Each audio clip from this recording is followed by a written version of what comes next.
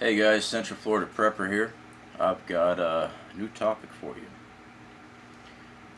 Before we get started, and if you notice that the lighting is different and you notice that the lighting starts changing throughout this video, it is me playing with this little remote switch for the new lighting and stand I purchased for the channel here.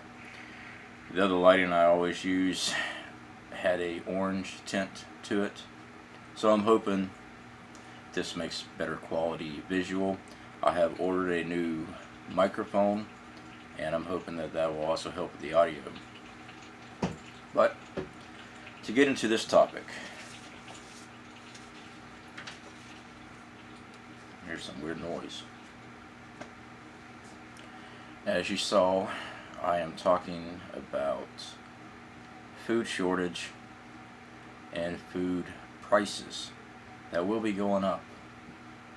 We all know of the flooding in the Midwest. Now, there is also flooding around the world. Alright, so a lot of cattle that has been lost, a lot of food products that have been lost. Here in the States, the biggest concern by most is corn and soybean. Many people go, well, I don't like soybean, I don't eat veggie burgers, and I don't like corn, so I'm not worrying about it. Well, corn and soybean is in a lot of our food. The products, after it's been processed, is added to a large majority of our foods. And I'll go over some of those lists for you. First off, though, I want to point out, many of you do know that I speak with farmers out there in the Midwest. I have a few friends out there, and I was also contacted with someone else that also farms out there. Now, he said I'm more than willing to use this information. I did ask him how the flooding and stuff has affected his farm. He has a farm of 2,200 acres, and this is out east of Omaha, Nebraska. Now, when I asked him about his planting season as of now, his response was he only has 400 acres of corn planted. He only has about 160 acres of soybean planted. That's 560 acres on a 2,200 acre farm. That's in the ground. Some would say, well, that's a start. Okay. Now, planting season for corn, yeah, they can still plant, of course. Are they going to get the same yield as when they were supposed to plant? No. But that's not the major issue here. Besides the flooding causing damage to the land, ripping up topsoil, polluting fields. I want y'all to remember that. When flooding happens, septic systems, fuel systems, fertilizer plants, things like this, chemicals everywhere are going into the soil. So now we're taking a chance with a crop that may or may not produce. Okay, the soil is contaminated, even though they got things in the ground. Spoken to plenty of farmers that are discussing whether just to chalk it up to the insurance and get that draw and not even attempt to plant. Now, before you get mad at the farmer, let me tell you this. They really don't make that much money. Alright? Most of their income that they receive is going to new fertilizer, new seeds, maintenance on equipment, newer equipment. They're not Rockefeller. Okay? So for them to opt out and try to save their farm, pay their bills, many are discussing just taking an insurance hit and collect insurance on the damage instead of trying to grow. So no, I'm not going to be mad at them for that. I mean, you have to take care of your families. Now, there is a dam in South Dakota. The reason I bring up this farmer here out in Nebraska.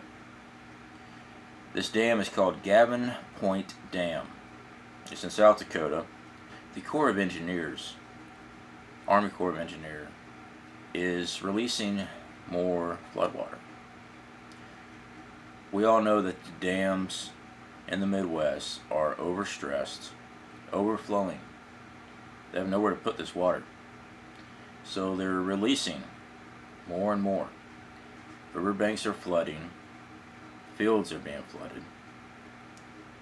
As a matter of fact, the discussion I had with him is that the ground's so saturated that the water is starting to bubble up through the ground.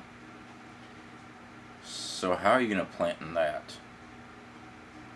So just besides just the floods that we had, now it's pretty much a new flood. Alright guys, so that to me was very interesting. Now to get back to the point on, well, I won't eat soy and I won't eat corn. That makes a relevant thought process. Alright, well let me break down some things for you.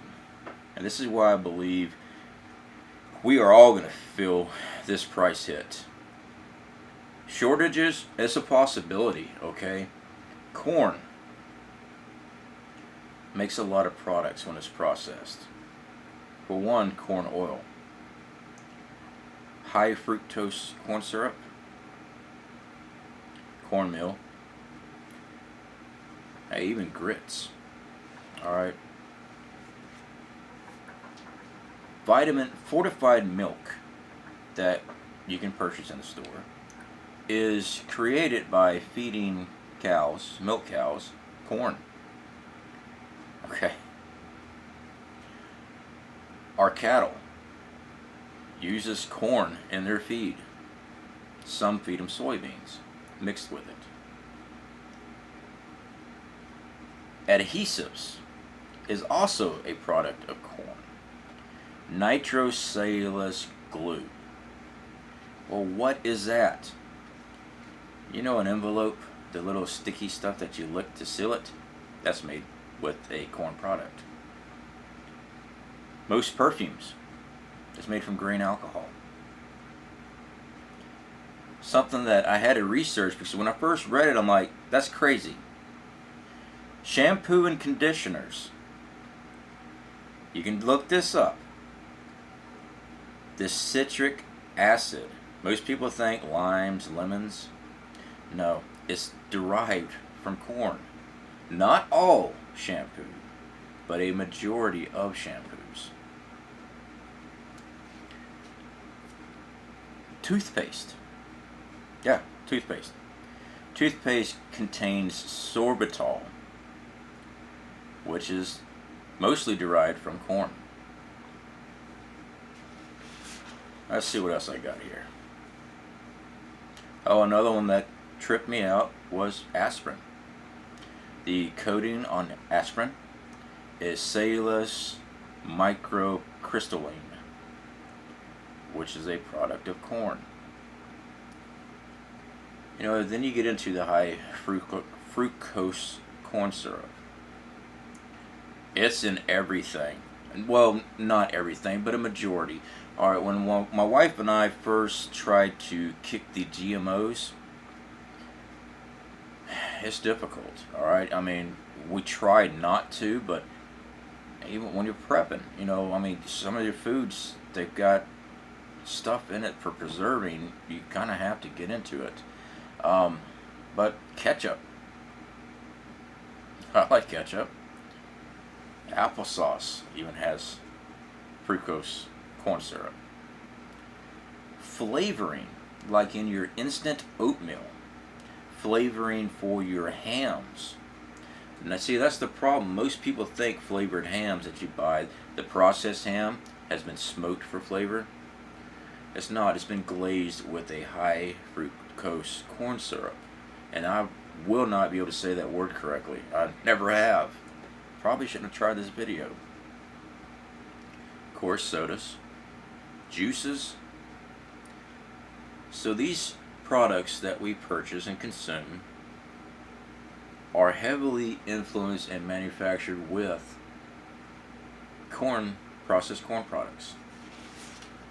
So to think that we will not see a price increase is ridiculous.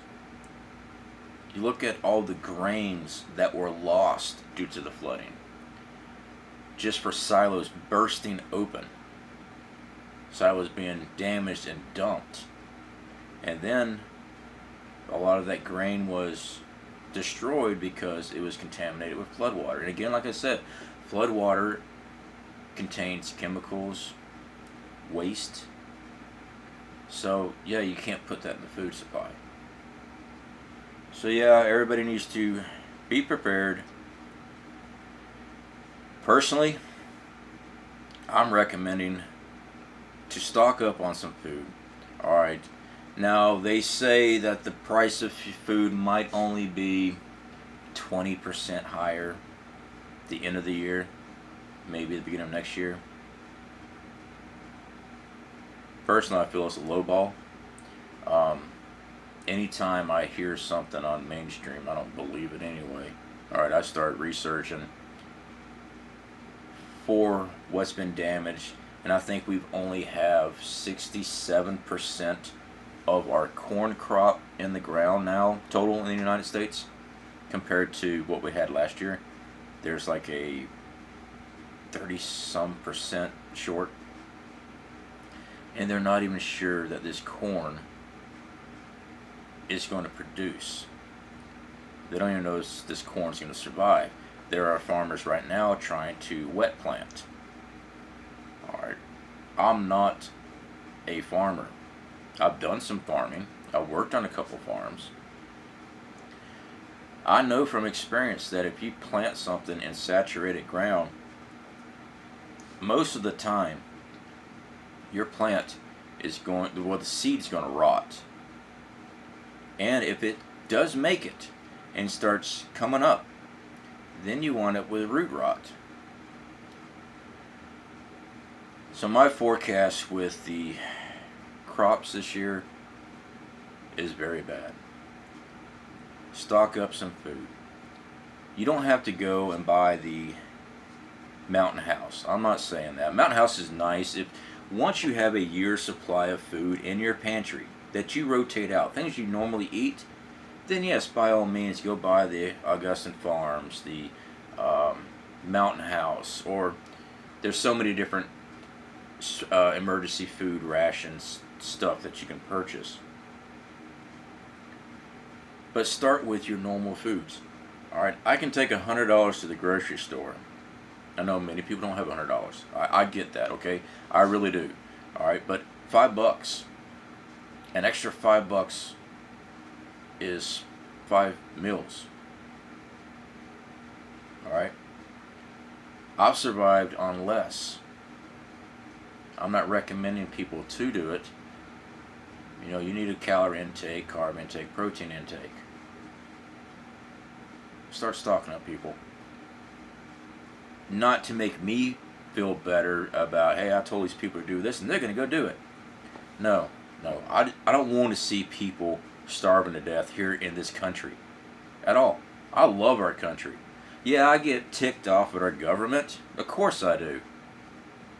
But I love this land. I love the people in this land. Sure, I might disagree with some people, but I don't want to see anybody laying on the street starving to death, or some kid that can't eat because there's no freaking food, or their families can't afford it because prices are crazy and they didn't prepare.